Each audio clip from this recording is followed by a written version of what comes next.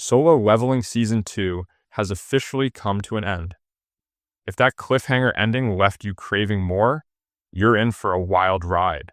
So buckle up, because today we're diving straight into the next chapter of Hunter Sung Jinwoo's unstoppable rise. After clearing the first wave of magical beasts in the Red Gate, Jinwoo pressed forward with his summoned soldiers, advancing toward the next target. Then, the dungeon boss emerged. Flanked by his elite guards, he scanned the battlefield, searching for the one responsible for the massacre of his forces.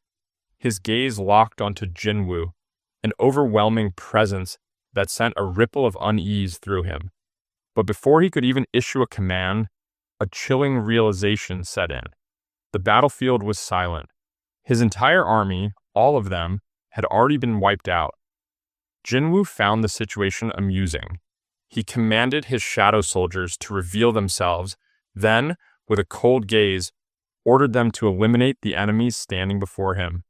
Jinwoo, along with his shadow army, marched forward, exuding an overwhelming aura that was impossible to ignore. Sensing the imminent threat, the magic beasts charged with ferocity, but they were no match. The battlefield descended into chaos as Jinwoo's forces brutally tore through their enemies, dismantling them piece by piece. The boss, now paralyzed with fear, could do nothing but watch as his forces were annihilated. His agonized screams echoed through the dungeon as he called out for his fallen subordinates, but none remained. In a final desperate attempt, the boss lunged forward, but Beru, moving at lightning speed, struck first. His claws pierced through the boss's body. Igris followed up, severing an arm in one swift motion. Tusk delivered the finishing blow, slamming the boss into the ground with overwhelming force. The entire battlefield trembled from the impact. As the dust settled, Jinwoo stepped forward. The boss lay in a pool of his own blood, barely clinging to life. Jinwoo demanded answers, but the creature remained silent. The system was likely interfering again, preventing it from revealing any crucial information. With a sigh, Jinwoo dismissed the thought. For now, he had something else to focus on. He opened his inventory and, with a focused expression, took out a key. It was the cursed random box key, a rare item he had obtained after defeating Baran in the Demon Castle. At the time, the key had offered no information, leaving Jinwoo puzzled about its purpose. But now, after reaching level 100 following his achievements in the Jeju Island raid, the required conditions had been met. The system had finally revealed the details behind the mysterious key. It was the key to the Kartanon Temple's gate. A message popped up stating that the location of the designated gate would be revealed once the allotted time had passed. The name struck a chord in Jinwoo's mind: Kartanon Temple. A rush of memories flooded in. The double dungeon, the ancient temple at its end, the eerie stone statues, and the stone slate held by one of them.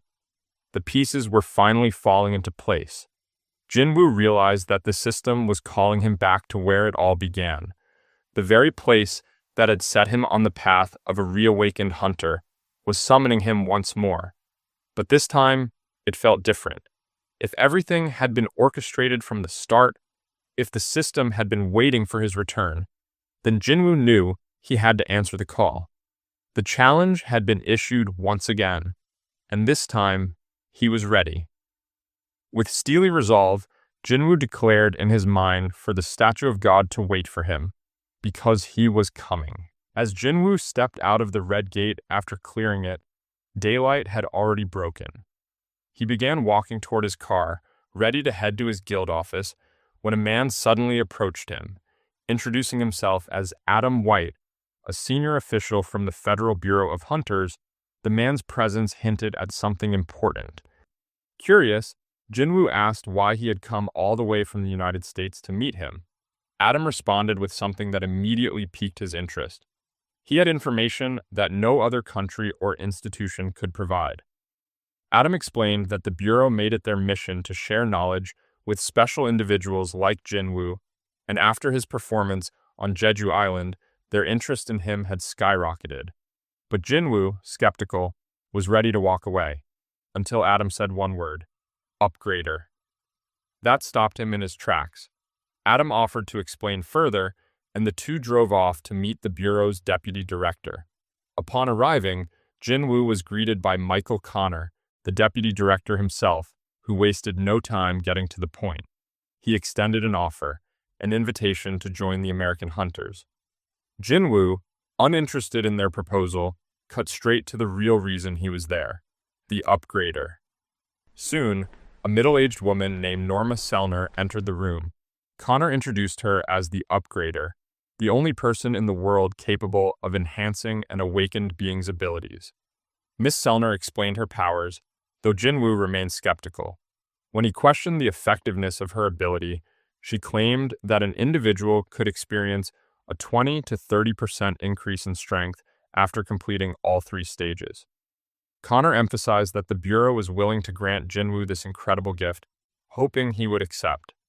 To prove her abilities, Miss Selner offered to perform the first stage right there. She gently took Jinwoo's wrist, instructing him to look into her eyes. Connor, watching closely, was certain that once Jinwoo experienced the upgrade firsthand, he would be eager to continue and sign the agreement. But what happened next left everyone in shock. As Miss Selner gazed into Jinwoo's eyes, she suddenly found herself consumed by an overwhelming darkness. She searched frantically, but saw nothing until a shadow emerged. It moved closer, revealing its terrifying presence as it opened its eyes and stared directly at her.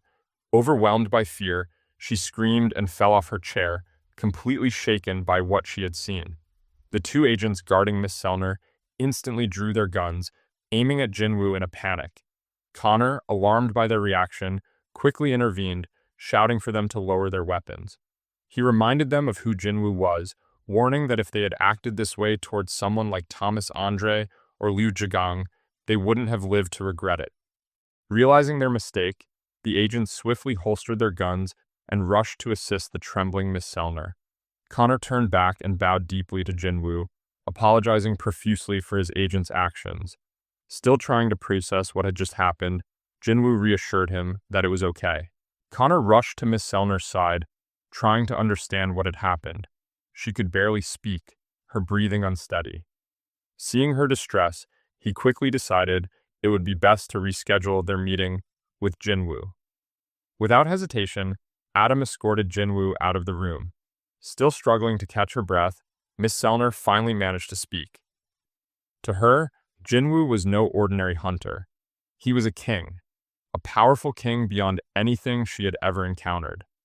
Connor, trying to grasp the magnitude of her words, asked if this meant Jinwoo was as strong as a national-level hunter, but Miss Selner admitted that this wasn't something she could measure.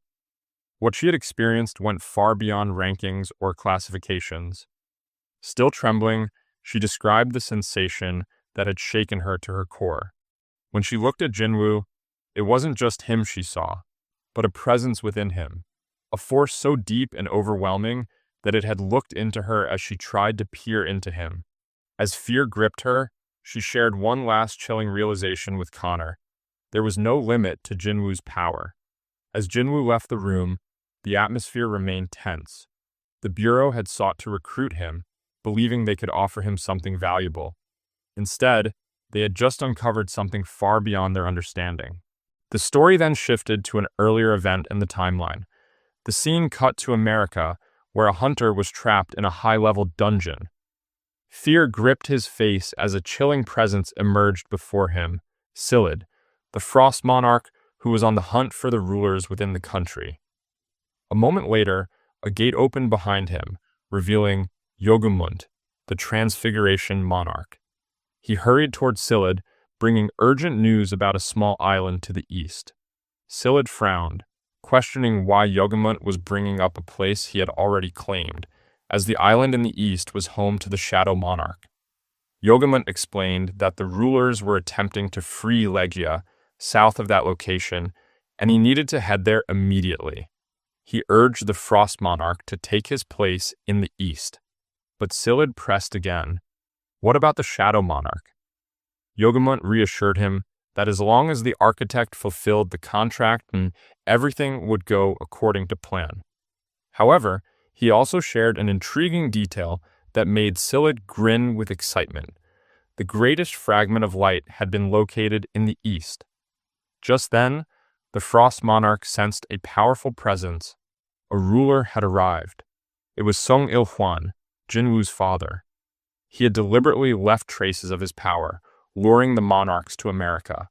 His glare was filled with fury as he demanded to know if they were referring to Korea as the small island to the east. As they prepared to leave, the Frost Monarch confirmed it, taunting Il-Hwan to chase them if he dared. Not one to back down, Il-Hwan launched a swift attack, but Scyld countered effortlessly, erecting a massive ice wall that exploded upon impact, shaking the entire area. Back in the present, Yu Jinho sat in the office, fully committed to his new mission, silencing anyone who dared to badmouth Jinwoo. After the Jeju Island raid and the controversy surrounding Jinwoo's involvement, he was determined to protect both his partner and their guild's reputation. Wasting no time, he meticulously went through each offending comment, reporting them one by one with unwavering focus. Just then, Jinwoo appeared silently beside him. The sudden presence startled Jinho, snapping him out of his concentration. Jinwoo casually asked if there was any trouble, but Jinho assured him everything was fine. That's when he noticed something unusual. Jinwoo was still in his hunter gear. Jinwoo explained that he had just returned from a gate, bringing back high-level magic cores to fund their guild. Hearing this, Jinho was both relieved and impressed. With such valuable resources, they wouldn't have to worry about salaries for future employees. Jinwoo, however, looked confused when Jinho mentioned employees. Jinho reminded him that they still needed one more member to officially establish the guild. But before they could dwell on it, another pressing issue came up: the guild's name. Jinwoo initially dismissed it as unimportant, but Jinho emphasized that a name would define their identity. As they debated potential names, a knock at the door interrupted their discussion. Jinho hesitated, curious about who could be visiting. As he creaked the door open, he froze in shock. Standing before him was Hunter Cha Hae-in. Jinwoo was just as surprised. Someone of her stature showing up at his office was completely unexpected.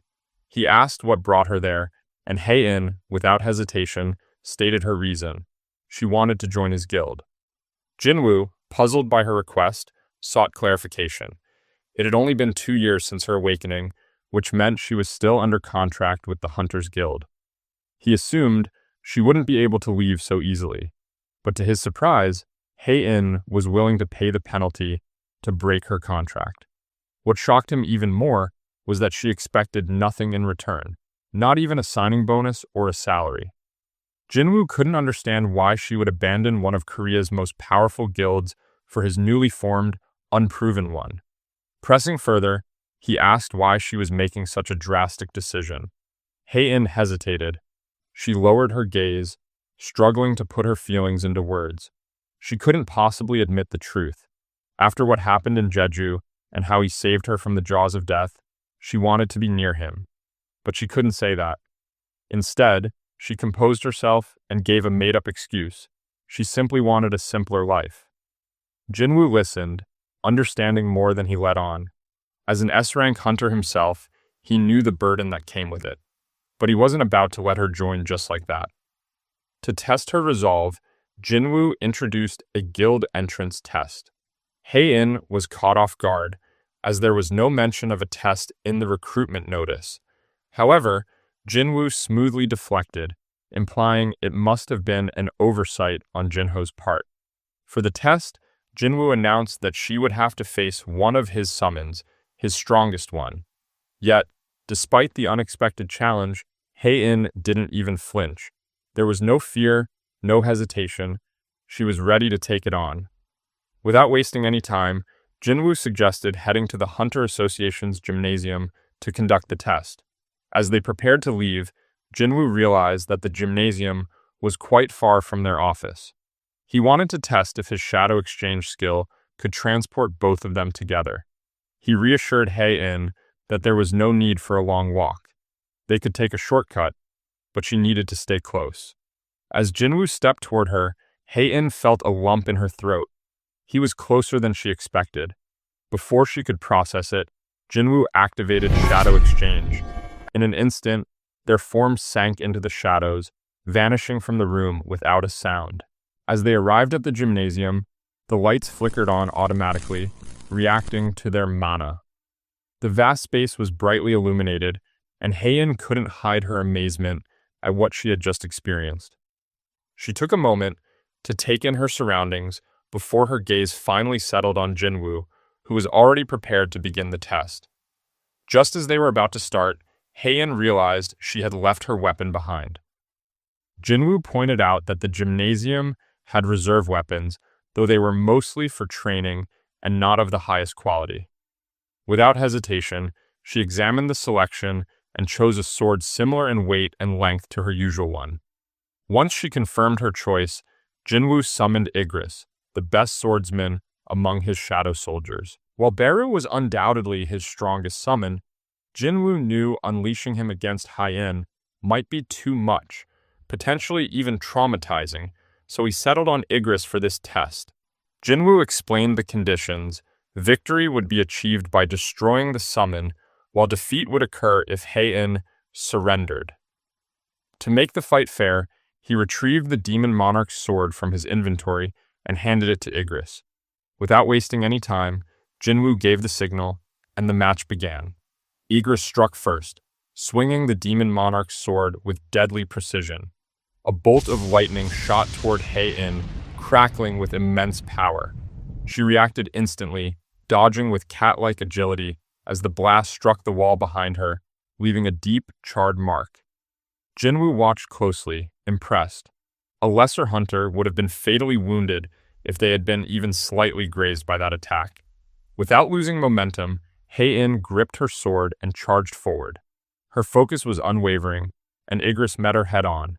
Their blades clashed, sending sparks flying, each strike resonating through the gymnasium. Jinwoo had expected a good fight, but as he observed the battle, he realized he had underestimated Hae-in. Despite wielding the Demon Monarch's sword, Igris was struggling. Hae-in's attacks were relentless, her technique refined and precise. With one final blow, she sent Igris crashing into the wall. The impact reverberated through the space, and Jinwoo knew the outcome was decided. Before Igris could rise again, he called off the match. But Hae-in wasn't satisfied. She stepped forward, her breathing steady, and questioned whether Igris was truly the strongest summon Jinwoo had. Her gaze was unwavering as she insisted on facing his strongest one now. Jinwoo hesitated, knowing exactly who she meant. He was concerned she might get hurt, but Hae-in's determination was absolute. She wasn't backing down. She wanted this fight. After a brief pause, Jinwoo finally agreed and, without saying another word, summoned Beru. The moment the shadow ant materialized, the atmosphere in the gymnasium shifted, but despite the crushing weight of his aura, Hae-in stood firm. Beru, ever loyal to Jinwoo, awaited confirmation of his orders. Jinwoo commanded him to defeat Hae-in, but made one thing clear: she must not be harmed. With his mission set, Beru unleashed a thunderous battle cry that shook the gymnasium. His blade-like claws extended menacingly from his fingers, ready to strike. Just as the tension peaked, Jinwoo's stern voice cut through the silence, reminding Beru of his command. Hearing his liege's instruction, Beru immediately retracted his claws. In that instant, Hae-in saw an opening and moved to seize the moment, but before she could react, Beru vanished from her sight. An icy shiver ran down her spine. She had seen this move before, on Jeju Island. She steeled herself, refusing to fall for the same trick twice. Beru reappeared behind her, his presence looming over her, but this time, she was ready. Her blade lashed out in a flurry of precise strikes. Dozens of slashes cut through the air, yet not a single one landed. Beru dodged effortlessly, his form unmoving, his gaze impassive. The overwhelming difference in their power became painfully clear. No matter how fast or how precise her attacks were, they simply couldn't reach him. Confusion and frustration began to set in for Hae-in. She couldn't understand, how could he be so powerful? And more importantly, what kind of strength did Jinwoo possess to command a monster like this with such ease? As doubt settled in, Beru suddenly closed the distance between them. A suffocating stench of death washed over her, paralyzing her limbs. For a fleeting moment, she felt as if it was over. But instead of attacking, Beru released a terrifying roar. The force of his magic power sent Hae-in skidding backward, momentarily stunned. Jinwoo watched the one-sided fight unfold with a grimace.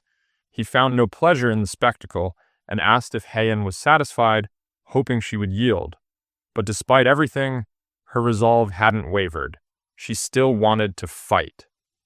Jinwoo observed closely, trying to understand her intentions. By now, she knew she couldn't win. She had seen the sheer gap in their strength, yet she still refused to back down. He could sense Beru's growing irritation. Unlike his other summons, Beru was still a predator at heart. Even now, Jinwoo could feel him suppressing his overwhelming instinct to kill. Suddenly, Beru's patience snapped. His instincts flared, and he could no longer tolerate prey standing up to its predator. With a flick of his wrist, his claws extended once more as he lunged at Hae-in with lethal intent. But she dodged, barely. Realizing she had to take a risk, Hae-in activated her most powerful technique, sword dance. Moving with increasing speed, her blade carved elegant arcs in the air, each strike flowing seamlessly into the next. The sound of metal clashing filled the room as Beru blocked every attack with his claws. Despite his calm demeanor, his displeasure was evident. Growing tired of the game, Beru decided to end it.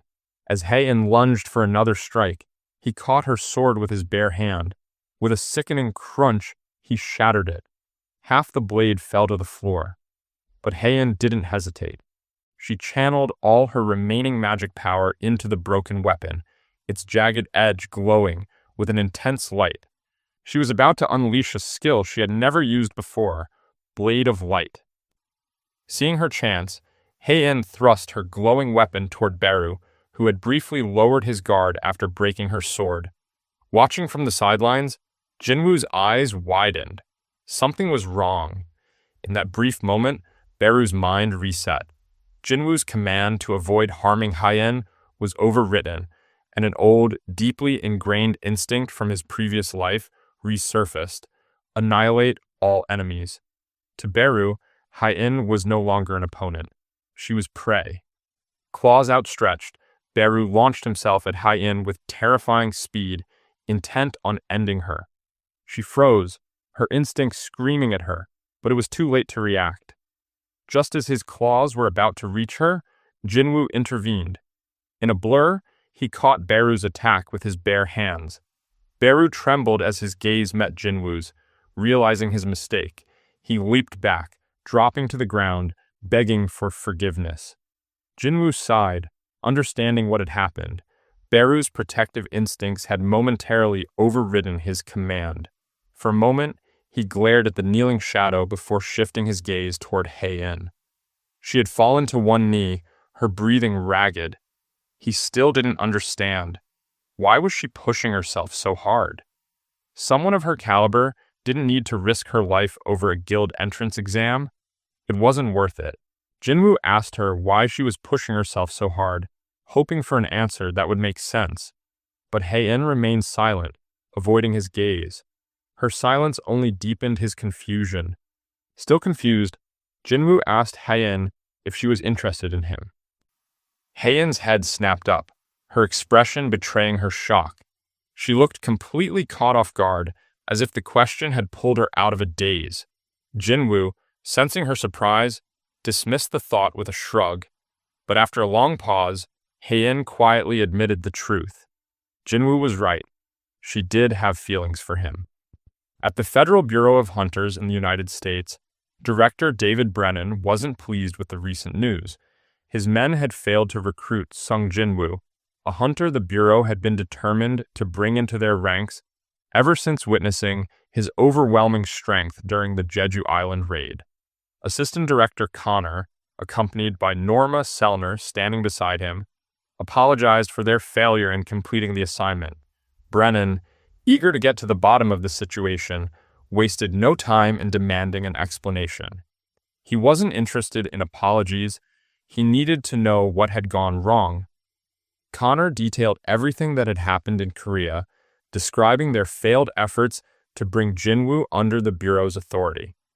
He explained to the director that, based on Miss Selner's observations, Jinwoo was supposed to be one of the Monarchs.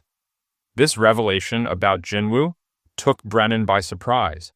If true, it meant Jinwoo's power was beyond what they had anticipated.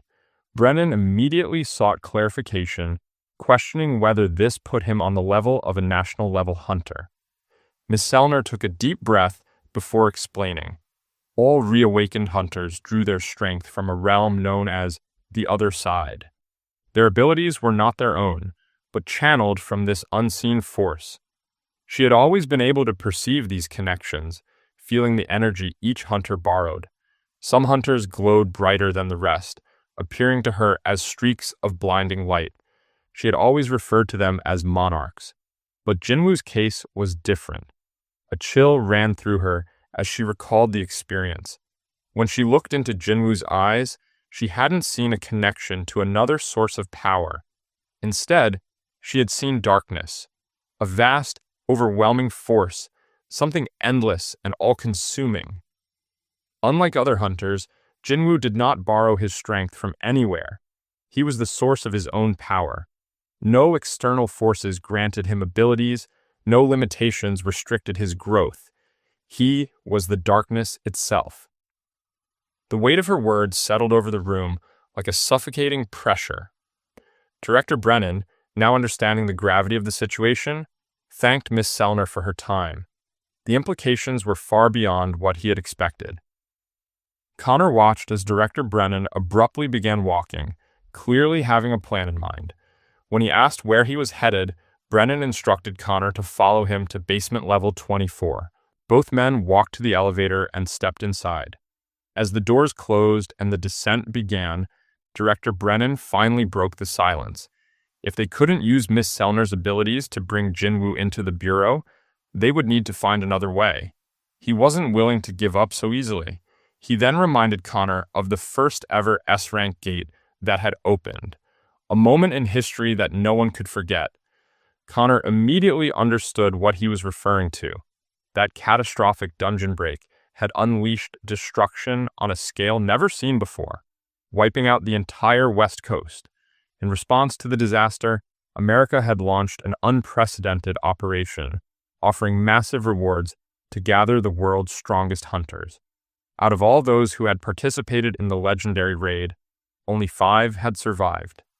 These 5 warriors, forged in the flames of battle, had been granted a title that carried the weight of an entire nation, national-level hunters. The monster responsible for the carnage was Kamish, the dragon known as the Undying Flame, a beast so powerful that it had single-handedly slaughtered hundreds of top-ranking hunters. Its name was etched into history as a symbol of absolute terror. As they reached basement level 24, Director Brennan questioned whether Connor could truly believe that nothing had been gained from such a tragedy. Connor hesitated for a moment before realizing what the director was implying. Brennan silently confirmed his suspicion as they stepped into the last room on the level. The reinforced door slid open, revealing a chamber unlike any other in the facility. Brennan stepped forward and carefully opened a safe embedded into the wall, unveiling the heavily secured artifact. It was a runestone extracted from Kamish's remains. Brennan explained that it had been 8 years since this rune had been recovered from the remains of the most fearsome monster in human history, and yet, in all that time, not a single hunter had been able to activate it.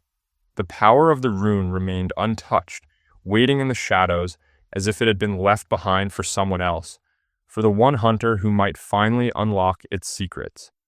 As Brennan stared at Kamish's mortal remains, his mind raced with possibilities, wondering if this powerful artifact could be the key to their dilemma. Meanwhile, on the other side of the world, Jinwoo stood in front of his bathroom mirror, lost in thought. Haeun's words from earlier lingered in his mind. Jinwoo wondered if he had really changed that much, considering himself fairly slim with average looks. Curious about how others might see him, he glanced into the living room where Jinah was lying on the couch. Grinning to himself, he decided to ask for her opinion. But Jinah, unimpressed, shot him down instantly.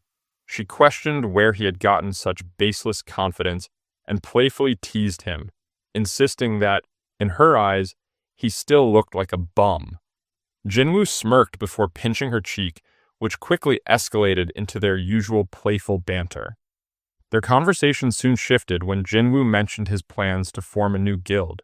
Jinah, now genuinely intrigued, asked if he had settled on a name. He suggested Solo Play Guild.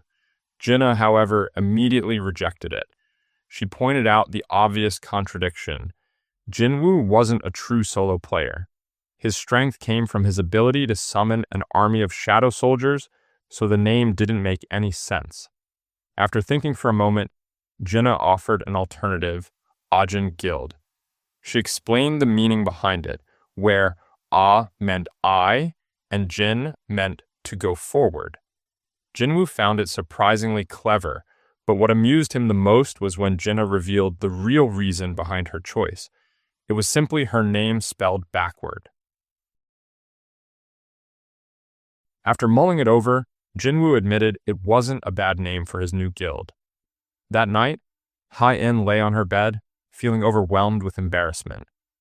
The memory of her earlier conversation with Jinwoo kept replaying in her mind. She had practically confessed her feelings. The realization made her cringe. She buried her face deeper into the blanket, wondering if Jinwoo now thought of her as a strange woman. Every time she tried to brush it off, the moment resurfaced, making her mind go completely blank. She told herself it was natural to be interested in him. After all, he had saved her life. But deep down, she knew her feelings were far more complicated. For a brief moment, her thoughts drifted to Min Byung-gyu, the healer whose abilities had actually saved her. But just as she recalled him, a faint voice rang in her head. The voice was familiar, yet distant. She closed her eyes, desperately trying to grasp the fleeting memory. Something about it felt urgent, as if it had been buried in her subconscious, waiting for the right moment to surface. The voice echoed again. It spoke about Jinwoo. Slowly, the memory began to take shape. The fog in her mind lifted, revealing Min Byung-gyu's shadow. But something was different. His usual calm demeanor was tinged with an unusual worry. His eyes, filled with concern, were locked onto her as he spoke. He had told her to warn Jinwoo, to tell him to be careful of the power he possessed.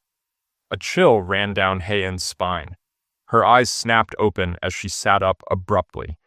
At the Knights Guild, Yuntai arrived with urgent news for Guildmaster Park Jong-soo. A new gate had appeared the previous day, and securing a raid permit was proving difficult due to its high rank. While it wasn't an S-rank gate, it was dangerously close, enough to cause concern. The problem was clear. The Knights Guild simply didn't have the manpower to form a proper assault squad for such a high-level raid, but as one of the 5 major guilds in the country, failing to take it on would damage their reputation. Yuntae pointed out that if they passed on this gate, the Fame Guild would likely seize the opportunity. The idea of handing over a gate that had appeared so close to their own territory made Jong-soo fume with anger. While their A-rank hunters were strong, comparable to those in other major guilds, their biggest weakness remained unchanged. They had no S-rank hunters. That single fact alone prevented them from taking on the raid. As Jong-soo and Yuntae discussed their limited options, Jung Yerim, an A-rank healer, joined the conversation. She suggested forming an alliance with another guild, a logical choice under normal circumstances, but Jong-soo was skeptical. However, Yerim had a different idea. Instead of a guild alliance, she proposed bringing in a single hunter. Jong-soo initially dismissed the idea, questioning how a single hunter could make a difference in such a high-level raid, but before he could brush it off completely, something clicked. he suddenly realized who Jung Yerim was referring to. He knew that if they could bring Hunter Sung Jinwoo into the raid, it wouldn't just increase their chances of safely clearing the gate, but also enhance their public image. With no time to waste, Jong-soo immediately decided to meet Jinwoo in person to discuss this crucial matter. With the Knights Guild planning ahead for their crucial meeting, Jinwoo arrived at his office the next day, having made a decision about his new guild's name. He proposed Ahjin Guild. Jinho was thrilled with the suggestion, feeling relieved that it wasn't something ridiculous like Solo Play Guild. With the name settled, Jinwoo and Jinho knew they only needed one last founding member to complete the team. Jinho was taken by surprise when Jinwoo dismissed Hunter Cha-Hai-in as the potential candidate. Even though she seemed perfect for their guild, Jinwoo explained that she wasn't the right fit. He was looking for someone with a hunter's license who had no interest in guild activities. As they were discussing, a knock at the door interrupted their conversation. Jinwoo briefly wondered if it might be Hai-in again, but when he opened the door, he was met with three unfamiliar faces: Park Jong-soo, Yoon-tae, and Jung Yerim from the Knights Guild. Jong-soo introduced himself and immediately got to the point, showing Jinwoo a video of a massive gate that had appeared in Busan. While it hadn't been officially classified as S-rank, its sheer size made it the largest gate ever recorded in the city. The situation was urgent. Jong-soo explained that the Knights Guild was struggling to obtain a raid permit because they had no S-rank hunters. That was the real reason for their visit. They had traveled all this way to ask Jinwoo to join their assault team. If he agreed, it would fulfill the requirements needed to secure the permit they desperately wanted. To make the offer more appealing, Jong-soo offered Jinwoo 20% of the profits, a generous share compared to the usual 10% most S-rank hunters received. Jinwoo, however, countered with a 50-50 split. He made it clear that he would only join them if they treated him as a guild rather than just an individual hunter. Jong-soo, realizing that Jinwoo was far from a pushover, agreed to the terms, but with one condition. Jinwoo would have to defeat the dungeon boss. Without hesitation, Jinwoo accepted. Jong-soo informed him that the raid needed to happen by the next day at the latest. Jinwoo had no objections and assured them he wouldn't be late. Just as the meeting was wrapping up, Jinwoo's phone vibrated. Stepping outside to take the call, he was greeted by a familiar voice, his mother. She had just bought a cell phone and called simply because she wanted to hear his voice. Jinwoo, happy to hear from her, suggested they have dinner together that night. As it had been a while since they had spent time together, she agreed, and Jinwoo looked forward to the evening. The next day, at Gwangali Beach in Busan, the elite hunters of the Knights Guild had gathered at the designated meeting point. Guildmaster Park Jong-soo stood among them, feeling a mix of excitement and nervousness as he anxiously awaited Jinwoo's arrival. The scheduled start time was fast approaching. Only 5 minutes remained before the raid was set to begin. At that exact moment, Jinwoo stepped out of his apartment building. He glanced up at the sky, sensing that it was time. Without wasting a second, he activated Shadow Exchange and disappeared. Back at Gwangali Beach, a large crowd had formed, their eyes locked on the enormous gate despite the gloomy clouds overhead. The sheer size of it was intimidating, even up close. Jinwoo observed the scene carefully, noting the various raid teams assembled, and was quietly impressed by the number of A-rank hunters present. As he walked forward, he quickly found himself surrounded by the other hunters. They were eager to see him in action, especially after his legendary performance during the Jeju Island raid. The air buzzed with excitement and curiosity, but Jinwoo found the sudden attention somewhat uncomfortable. Noticing his unease, Jung Yerim stepped in to deflect some of the attention. Her intervention gave Jinwoo a much-needed moment of respite from the barrage of questions. Meanwhile, Jong-soo, thrilled to see Jinwoo arrive, greeted him with enthusiasm. Jong-soo quickly addressed the group, officially announcing that as Guildmaster, He would be leading the raid. The declaration was met with disappointment from several hunters, many of whom had hoped that Jinwoo would take command instead. Despite their reactions, Jong-soo remained firm, explaining that Jinwoo's role was to protect the backline and ensure the team's safety. With everything in place, Jong-soo signaled the start of the raid. The team moved forward, stepping toward the unknown dangers lurking beyond the gate, ready to face whatever awaited them inside. While things had settled at Gwangali Beach with Jinwoo's arrival, a storm was silently brewing elsewhere, inside Jinah's high school. 3 male students, grumbling about being sent on an errand, wandered through the halls, following their art teacher's instructions. Their destination was the second art classroom, a room that had long been repurposed into a storage space. As they unlocked the door, a thick cloud of dust greeted them, filling the air with the stale scent of neglect. Casually discussing how many statues they needed to carry back, one of them suddenly froze. His eyes locked onto something unusual in the far corner of the room.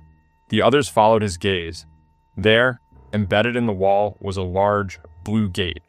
Curiosity got the better of them. One of the students stepped forward, reaching out to inspect the gate, completely convinced that nothing would happen. At that moment, a deep crack split through the gate's surface. Before he could react, a hand shot out. It clamped down on the boy's head with an iron grip. He struggled desperately, but the hand's strength was absolute. Soon, a sickening crack echoed through the room. Blood splattered across the walls as his skull was crushed instantly. The remaining 2 students, paralyzed in horror, barely had time to scream before the gate shattered like glass. From the fractured portal, beasts began pouring into the world. The first creatures to emerge were 2 massive orcs. Their keen senses immediately detected prey nearby. The entire building was teeming with prey. One of them, eager for the thrill of the hunt, decided the time had come. He ordered his companion to summon their brothers. Once their forces were assembled, they would wipe out every human in the building before fortifying their position. As the leader orc walked through the corridor, he spotted 2 students in the distance and, without hesitation, charged at them with his axe raised high. The students, caught in the monster's bloodthirsty gaze, stood paralyzed in terror. In the blink of an eye, a normal school day had turned into a massacre. As the nightmare unfolded, one student managed to fumble for their phone. With shaking hands, they dialed the Hunters Association Emergency Center. An employee answered quickly. On the other end was a teenage girl, her voice trembling with fear. The receptionist tried to remain calm and professional, asking how she could assist. The girl, barely able to get her words out, whispered that she was at her school, hiding in a bathroom while terrifying beasts roamed outside. The receptionist's breath caught for a moment as she realized the gravity of the situation.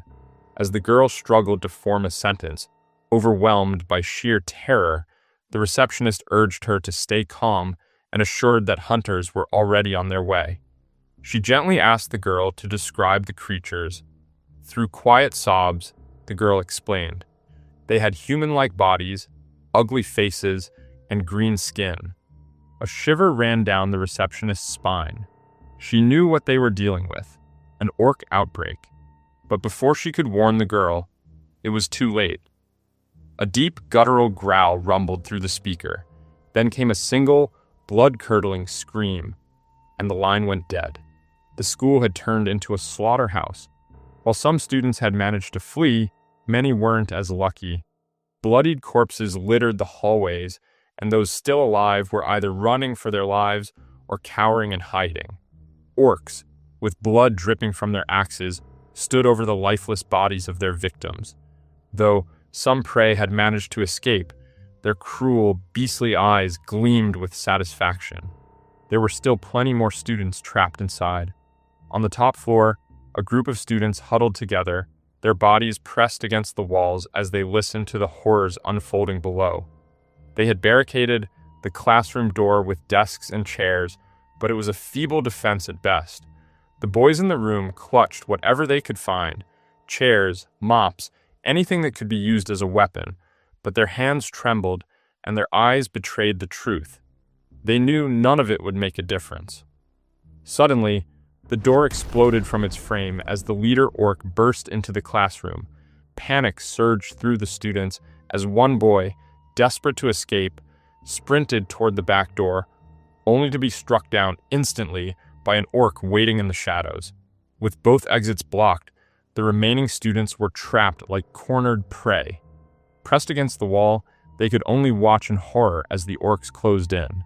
Amid the chaos, Jinah huddled with her classmates in a corner, her heart pounding. Fear consumed her, but in that moment of terror, she clung to a single hope, her brother Jinwoo. She called out to him in her mind, believing with all her heart that he would come for her. An orc scanned the group of terrified students and sensed something unusual, a surge of magic energy. It was coming from Jinah. Her presence stood out, and the orc's bloodthirsty gaze locked onto her as he became fixated on killing her. As the orc took a step toward her, Jinnah's classmate stepped in the way.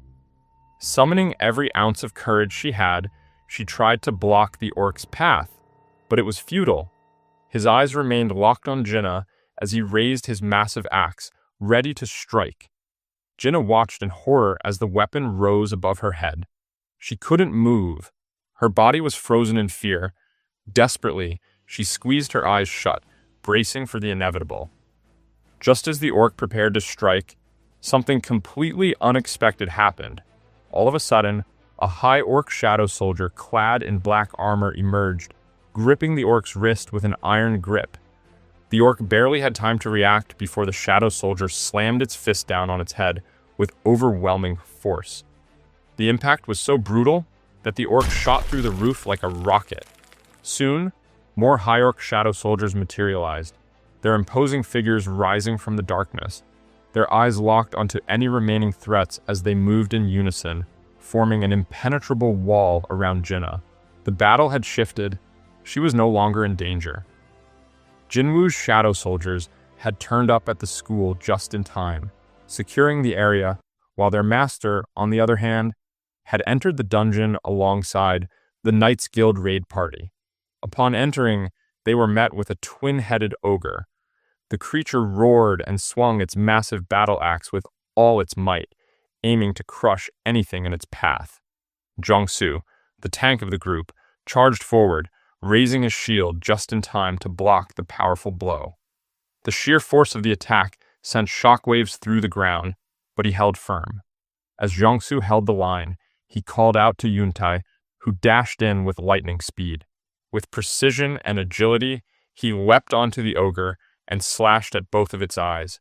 The beast roared in agony, thrashing wildly as Yuntai signaled the others to strike and inflict as much damage as possible.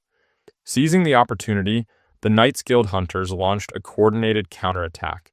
Their frontline fighters moved in sync, slashing deep into the ogre's thick hide, while the mages positioned behind them rained down scorching spells. The monstrous creature, now covered in wounds and burns, staggered backward before collapsing with a heavy thud. Jong-soo called for a brief regroup, acknowledging the difficulty of the raid. Encountering a twin-headed ogre at the entrance of a dungeon was rare, an ominous sign.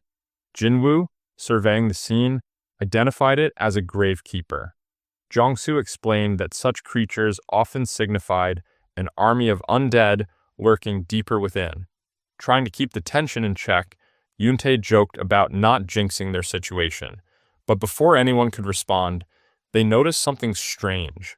The undead creatures within the dungeon weren't charging at them as expected. Instead, they were retreating, backing away as if something far more terrifying was chasing them. Jinwoo's instincts flared. A sudden jolt of adrenaline shot through him as his heart pounded. He picked up urgent signals from the High Orc warriors he had stationed to protect Jinah. Something was wrong. Without hesitation, he turned to Jong-soo, informing him that he had an urgent matter to attend to. Jong-soo, startled by the sudden announcement, protested, concerned about the dangers they might face without his presence. But Jinwoo remained unfazed. With a cold, steady gaze, he assured them that he would summon someone just as reliable to take his place. Then, without delay, he called forth the most powerful soldier in his shadow army, Beru. He instructed him to protect the humans while dealing with any other creatures however he pleased. The sheer presence of Beru, radiating overwhelming mana, sent a wave of fear through the hunters. They instinctively backed away, uneasy at the thought of finishing the raid alongside such a monstrous being. Jinwoo calmly informed them that his summoned soldiers, including Beru, would assist them. He assured Jongsu that 20 of his shadows were more than enough to clear the dungeon.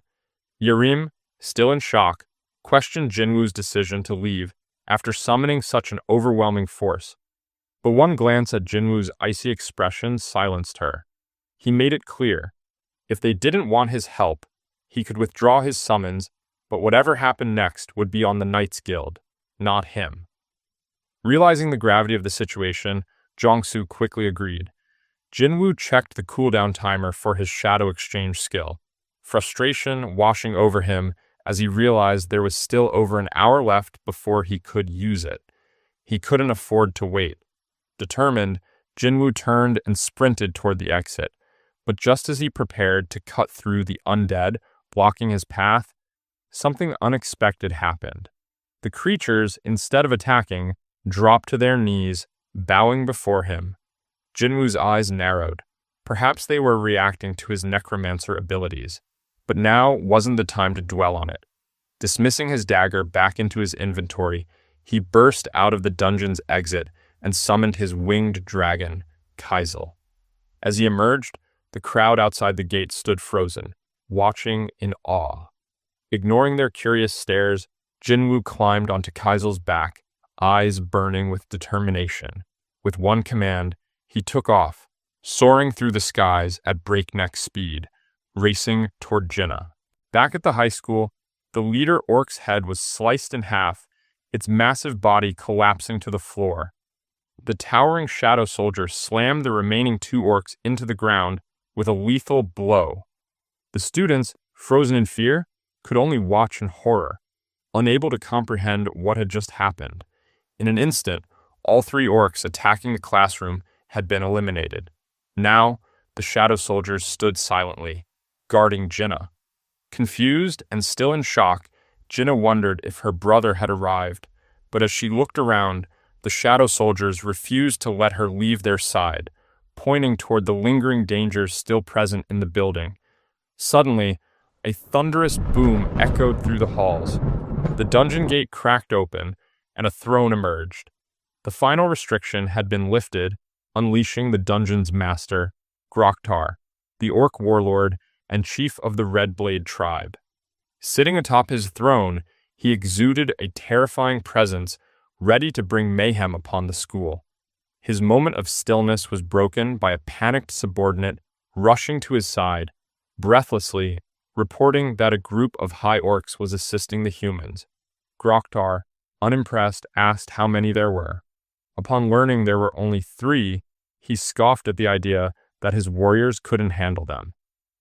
Calling it pathetic, he lifted his massive axe and commanded his subordinate to lead the way.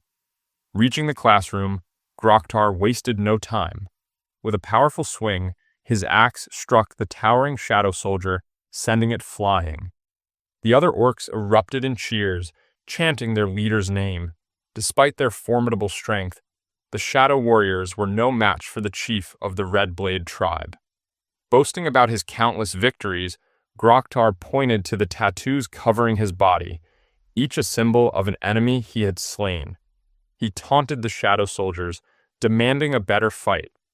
When they managed to block his strikes, he acknowledged their resilience but remained dominant. With a swift motion, he cut through them, expecting them to fall for good. But to his shock, the shadows regenerated instantly. Groktar frowned.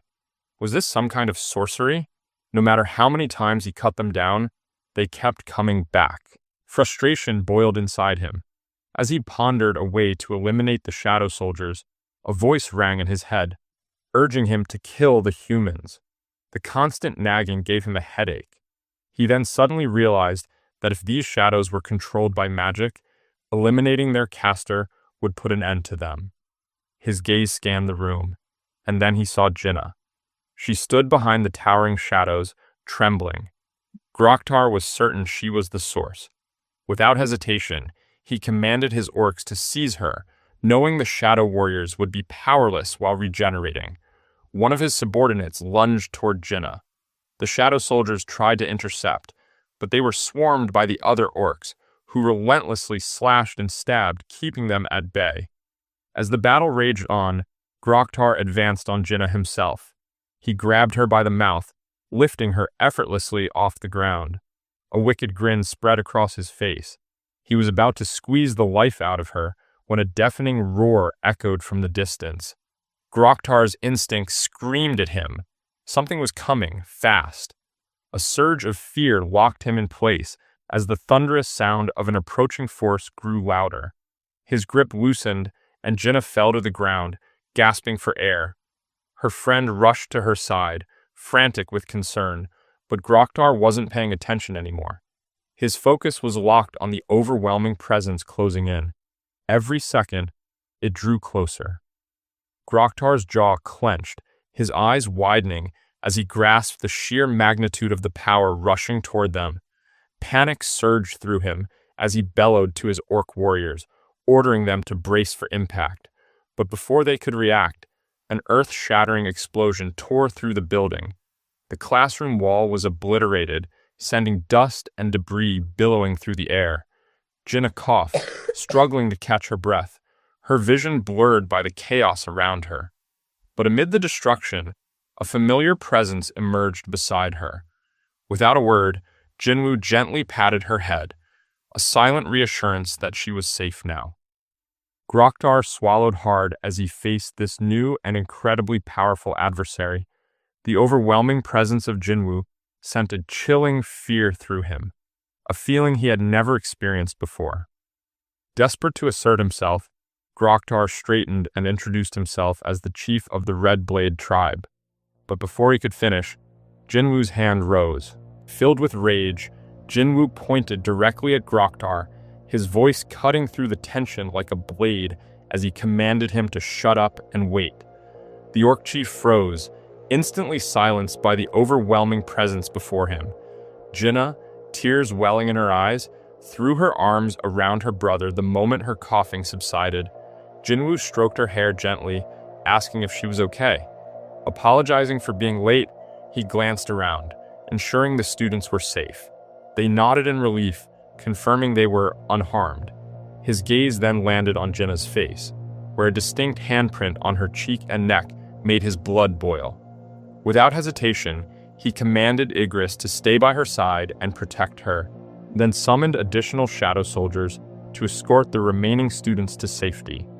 As the orcs tried to budge, seeing their prey slipping away, Jinwoo glared at them with anger, demanding to know who had allowed them to move. Groktar, realizing the situation was far beyond his understanding, questioned Jinwoo. Who was he, and how could he speak their language? But Jinwoo's expression remained unreadable, his silence more terrifying than any answer he could give. Seeing no response, Groktar didn't waste another second. With a roar, he commanded his warriors to attack. The orcs surged forward, their weapons raised, but they never stood a chance. One swung a massive axe at Jinwoo, but before it could land, Jinwoo caught its fingers effortlessly, crushing them in his grip. The orc howled in pain before Jinwoo flipped it upside down, slammed it into the ground, and crushed it beneath his foot. Two more orcs lunged, but Jinwoo barely moved. With a flick of his wrist, he activated Commander's Touch, sending them colliding midair before clenching his fist, causing their bodies to burst apart. Despite the mounting losses, the orcs pressed forward, charging at him with reckless abandon. But Jinwoo weaved through them with ease, dismantling them with nothing but his fingers. Wherever he touched, heads, shoulders, arms, torsos, the orcs exploded on impact, their remains painting the walls in carnage.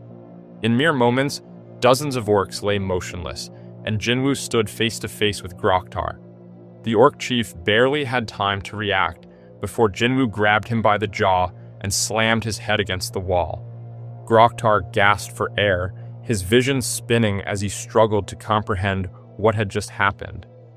Jinwoo's gaze shifted, scanning the hallway. The sight of fallen students, lifeless bodies littered across the floor, sent his rage boiling over. His cold eyes locked onto Groktar once more as he pressed for an answer for the slaughter of humans. Groktar, trembling, stammered a response, claiming that a voice in his head had ordered him to slaughter all humans. Jinwoo leaned in, his gaze piercing as he pressed for more. Had the voice commanded him to kill him as well? Groktar, now desperate, pleaded for forgiveness, swearing that he hadn't intended to challenge Jinwoo. But Jinwoo wasn't satisfied with his answer. The Orc chief continued to beg, but Jinwoo only grew colder. Perhaps, he thought, Groktar hadn't considered him human at all. Jinwoo, in an eerily calm voice, told Groktar that he might forgive him, but the path to forgiveness would not be easy. And in the next instant, without another word, Jinwoo summoned the demon Monarch's dagger and brutally ended Groktar's life. Meanwhile, at Gwangali Beach, the dungeon raid pressed on. Jinwoo's shadow ants swarmed the cavern walls, their battle cries echoing through the space. The sight sent shivers down the spines of the Knights Guild hunters, some of whom began voicing concerns, fearing these creatures might turn on them at any moment. Yuntae, uneasy, looked toward Jongsu for direction. Jongsu, deep in thought, realized they couldn't afford to back out now. If they retreated, they would have to face the reporters waiting outside, and calling off the raid out of fear wasn't an option. Just as he was steeling himself, Beru suddenly appeared in front of him. The unexpected appearance of the monstrous figure made Jongsu freeze, his confidence draining instantly. He struggled to find the right words, nervously attempting to address the creature with respect. Beru, however, simply stared at him in silence, heightening Jongsu's unease before vanishing just as quickly as he had appeared. The moment Jongsu began to process what had happened, Beru reappeared again, startling him further, and tossed something toward his feet. It was a severed head, the remains of a death knight, one of the strongest monsters they could encounter. Jongsu's breath hitched as he registered what he was looking at. The realization that Beru had effortlessly slain such a formidable foe in an instant left him in stunned silence. As Beru returned to commanding the shadow ants, Jongsu slumped to the ground, overwhelmed. His teammates rushed to check on him, asking if it was safe to continue following the shadow creatures. Gathering himself, Jongsu assured them he was fine and pointed at the decapitated head. He reminded them of the immense value of magic stones harvested from high-ranking monsters like this. Then, turning to his party, he asked if they still wanted to proceed. Before he could even finish his sentence, the raid party had already started moving. Yuntae chuckled, calling out to Jongsu to hurry up and keep pace. It had been quite a while since the raid began, and at last, the Knights Guild strike squad reached the entrance of the boss's lair. As they stepped inside, a chilling sight awaited them. An arch-lich, the dungeon's boss, flanked by a group of death knights. The moment they laid eyes on it, fear paralyzed them. None of them had expected to face a creature this powerful and infamous. Jongsu quickly assessed the situation. Arch-liches were notorious for wiping out entire guilds. He recalled the devastating incident involving China's Gold Dragon Guild, an elite force that was annihilated by an arch-lich, resulting in a near-catastrophic dungeon break that was only contained thanks to Liu Zhigang's intervention. His gut told him they were in trouble. Their squad, composed of only A-rank hunters, stood little chance against such a formidable opponent. Sensing the danger, Yuntae turned to Jongsu, anxiously asking what they should do. But before he could respond, the hunters noticed a horde of death knights marching toward them, weapons raised and ready to attack. Jongsu snapped into action, urgently ordering his team to block the doors. Yerim, reacting instantly, activated her holy shield, erecting a barrier that sealed the entrance in an instant. Jongsu knew they were running out of options, and without Jinwoo, survival seemed impossible. Yurim, already struggling to maintain the barrier, turned to Jongsu with a look of concern. She warned him that it wouldn't hold for even 5 minutes. Then, at that critical moment, Beru stepped forward. Without hesitation, he strode past the hunters and stood directly in front of the Archlich. The boss, upon recognizing the Shadow Army's presence, was momentarily taken aback. It demanded to know why the Monarchs' personal army was attacking them. Beru remained unfazed. Baring his mandibles and extending his claws, he coldly declared that they had been chosen by the king, while the Archlich had not. Indignant and in disbelief, the Archlich insisted that it would speak to the king itself. But before it could finish its sentence, Beru materialized mere inches from its face. The Archlich barely had a moment to react before Beru's claw pierced through its chest. A stunned silence filled the room as the Lich looked down, eyes wide in horror. Beru gripped its heart and yanked it free. The boss trembled, shaking its head in denial, desperately pleading for Beru not to break it. But the Ant King didn't care for its screams. Without hesitation, he crushed the life source in his fist. In an instant, the Archlich and its Death Knights disintegrated into the air, leaving nothing but a fading echo of their existence. Beru roared triumphantly as he struck down the final boss of the dungeon. The Knights Guild members stood in a mix of disbelief and excitement, watching as the raid concluded without a single casualty on their side. But things weren't as calm at Jinah's high school, where a large crowd had gathered, shaken by the tragic incident. The atmosphere was heavy with panic, grief, and the cries of parents mourning the loss of their children in the dungeon outbreak. Meanwhile, Jinwoo had already left the scene, seated in a car alongside President Go Gunhee. As they rode together, President Go provided a report on the situation. Out of all the students, 213 had managed to escape safely, while 10 others were rescued from the building. The rest, tragically, hadn't made it in time. He then shared additional data with Jinwoo, revealing an alarming trend. Gate appearances had been steadily increasing worldwide over the last 6 months. Alongside this surge, there was also a noticeable rise in the number of people awakening as hunters. It was as if the world was trying to maintain a balance between the threats emerging from the gates and those who could stop them. Jinwoo then calmly asked about the reason behind the chairman's sudden visit. President Go explained that several countries had expressed interest in meeting him. Due to his S-rank status, many nations were eager to recruit him for their own purposes, with some even making highly lucrative offers. He assured Jinwoo that the association had protected his personal information thus far, but ultimately, the decision to engage with these nations rested with him. As Jinwoo listened closely, President Go voiced his concern. If he were to leave Korea, the country might struggle to adapt to the changes looming on the horizon. Soon, the chairman's car arrived at the hospital where Jinah had been taken. As Jinwoo stepped out, President Go made one final plea, urging him to stay in the country. He reassured Jinwoo that the association would do everything in its power to provide him with the resources he needed. The Korean Hunter Association had already lost 3 of its official S-rank hunters, 2 in the Jeju Raid, and 1 to the United States. Losing another, especially someone of Jinwoo's caliber, would be a devastating blow. President Go was determined to prevent that at all costs. After a brief moment of thought, Jinwoo made an unexpected request. He asked for permission to enter high-ranking gates alone, bypassing the minimum capacity requirement.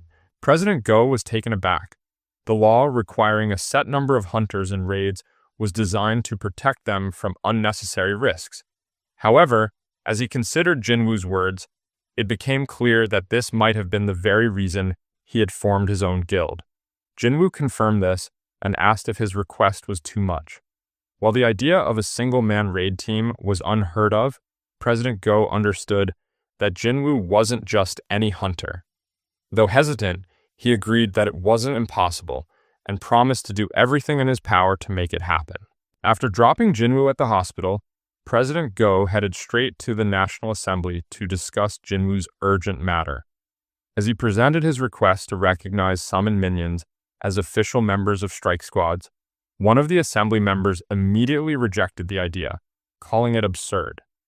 The member argued that the Hunters Association was meant to serve all hunters equally and accused President Go of bending regulations solely for Hunter Sung Jinwoo.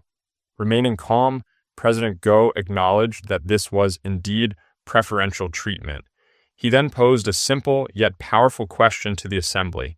If they had to choose between sending an assault squad of regular hunters or letting Jinwoo clear a dungeon alone, which would they pick? The room fell silent as the weight of the question sank in. President Go then reminded them that guilds from around the world were eager to recruit Jinwoo. If Korea refused to compromise, there was a real risk he might leave for another country. He urged them not to repeat past mistakes, referencing how Hunter Hwang Dong-soo had defected to the United States. He then nudged the assembly, reminding them that if another S-rank gate appeared in Korea, they would need someone capable of protecting them. Meanwhile, unaware of all the buzz surrounding her, Yoo Soo-yeon was fully engrossed in her work in the entertainment industry. After wrapping up a shoot, she noticed her phone buzzing with a call from her brother, Jinho. He invited her to join Ahjin Guild, assuring her she wouldn't have to do any actual work. He explained that they needed one more founding member to finalize the guild's registration. Skeptical, Soo-yeon teased Jinho, asking if he had fallen for some kind of scam. Jinho, amused, told her she'd be shocked when she found out who this so-called shady guy was. After their call, Soo-yeon made her way to Ahjin Guild's office. Upon arriving, Jinho introduced her to Jinwoo, explaining that she was his cousin and a certified A-rank hunter. The realization hit Soo-yeon. She was standing before the famous Sung Jinwoo. Jinho, ever playful, reminded her that she was the real celebrity in the family, but Soo-yeon remained more excited to meet Jinwoo than to bask in her own fame. Observing their interaction, Jinwoo considered the family dynamics. Jinho was a D-rank hunter, while Soo-yeon was A-rank. He pondered whether genetics played a role in the awakening process, recalling cases of siblings gaining abilities and reflecting on his own father, who had been a hunter. Turning his attention back to Soo-yeon, Jinwoo asked if Jinho had explained everything to her. She confirmed that she understood they needed a founding member. Jinwoo then warned her that joining their guild would likely cause a media frenzy and asked if she was prepared for that. Unbothered, Soo-yeon brushed it off, saying that anything was better than being involved with Jinsung. Curious, Jinwoo asked who she was referring to, and Jinho quietly explained that Jinsung was his older brother, infamous for his bad personality. As Jinwoo processed the conversation, Soo-yeon hesitated for a moment before stepping closer to him. With a small smile, she asked if he would mind taking a selfie with her. Jinwoo obliged, and Soo-yeon quickly posted it on social media. The post went viral almost instantly, sparking conversations everywhere. When Hae-in saw the photo, an uneasy feeling washed over her. Her heart ached, her body trembled, and for the first time, she felt a deep sense of insecurity she couldn't ignore. After the National Assembly approved Jinwoo's request to recognize his summoned minions as official members of strike squads, he arrived with Jinho at the site of an A-rank gate that had recently appeared. It was their guild's first ever raid after receiving authorization, and Jinho stood in awe, staring at the massive, towering structure before him. Jinwoo, always focused, led the way as they prepared for their mission. However, they weren't alone. The chief inspector of the Hunters Association's surveillance team, Woo Jinchul, was also present, assessing Jinwoo's shadow soldiers. Observing them closely, he noted that each of them was at least B rank, with some likely reaching A rank. Jinwoo and his soldiers easily passed the safety checks required for the A-rank gate, proving they were more than capable. Jinchul quickly realized that those questioning whether Jinwoo received special treatment simply didn't understand the full extent of his power. With preparations complete, Jinchul signaled that they were ready to proceed. However, before stepping into the gate, he unexpectedly removed his coat. Both Jinwoo and Jinho were taken aback as Jinchul revealed a full suit of armor underneath his formal attire. He then explained that Chairman Go had ordered him to personally observe the raid to ensure everything was truly safe. He asked if he could accompany them as a representative of the inspection team, just for the day. Jinwoo questioned whether Chief Jinchul was truly prepared for what lay ahead. At that moment, Jinchul didn't fully grasp what Jinwoo meant, but he soon realized it after witnessing the gruesome scene unfolding before him in the dungeon. An A-rank monster, a Naga, was being ruthlessly stabbed and slashed by Jinwoo's shadow soldiers. On the other side of the battlefield, the shadow ants devoured their prey alive, creating a disturbing sight. Iron and Tank tore through the monsters with sheer brute force, while the formidable Beru decapitated a Naga with a single effortless slice. Sweat dripped down Jinchul's forehead as he observed the massacre. Even elite veteran hunters with exceptional combat and magic skills would struggle against such formidable opponents. Yet, these monsters stood no chance against Jinwoo's shadow army. Among them, one figure stood out the most. Igris, wielding the demon monarch's sword, moved with blinding speed, lightning striking from his blade with every swing. He annihilated the Nagas in an instant, his overwhelming presence making Jinchul wonder if he surpassed even A-rank hunters. For a brief moment, Jinchul questioned whether he himself would stand a chance in a one-on-one fight against Igris. While his army handled the monsters, Jinwoo commanded another squad to mine the mana crystals, ensuring every resource was efficiently utilized. Jinchul, still in shock, now fully understood why Chairman Go had sent him to observe Jinwoo firsthand. This wasn't just a one-man assault squad. Jinwoo was capable of clearing an A-rank dungeon, retrieving valuable corpses, and mining mana crystals entirely on his own. Just then, the boss of the dungeon appeared, a massive Naga wielding dual tridents. Its presence alone sent a wave of unease through Jinchul. Jinwoo, however, remained calm. He instructed his mining team to keep working while commanding the rest of his soldiers to return to him. Jinchul was puzzled. Why send away the shadow soldiers when they could easily handle the boss? Jinwoo simply smirked, taking out his demon monarch's dagger. He explained that relying too much on his shadows could dull his own abilities. Then, without hesitation, he lunged forward. The Naga boss roared, swinging its tridents with immense force, but Jinwoo had already moved. In a flash, he closed the distance, dodging effortlessly. Before the creature could react, Jinwoo sliced through its head in one swift, precise strike. Jinchul watched in awe as the beast's lifeless body crumpled to the ground with a heavy thud. A notification appeared before Jinwoo. He had reached level 101. Even more surprising, all his job-exclusive skills had leveled up. His shadow exchange cooldown had decreased by an hour. Jinwoo's eyes widened with delight as he realized that if it continued to decrease with each level he gained, he would eventually be able to move freely anywhere without worrying about his mother and sister's safety. Meanwhile, Jinchul stood frozen, still trying to process what he had just witnessed. Jinwoo had sliced through the thick Naga scales with nothing but 2 daggers, something that should have been impossible. Just then, something else caught Jinchul's attention. Jinwoo raised his hand over the fallen Naga boss and murmured a single word, "Arise." The system notified him that the shadow enhancement was successful. His new soldier started at level 13. Despite being smaller, it radiated an enormous amount of mana. Jinwoo concluded that, like Tusk, it might be able to increase its size through magic. The system then prompted Jinwoo to choose a name for his new summon. After a brief moment of thought, he decided on Jinah. Jinho, who had been watching closely in awe, was amazed at Jinwoo's ability to turn such a powerful monster into one of his own.